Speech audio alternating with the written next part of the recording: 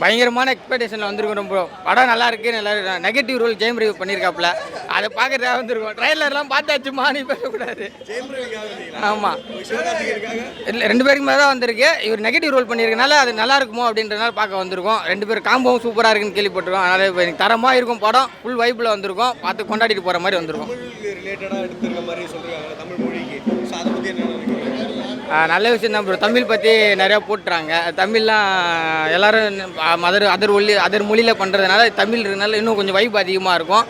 நிறையா மொழி நாங்களே பார்த்து தெரிஞ்சுக்கிற மாதிரி இருக்கும் உள்ள.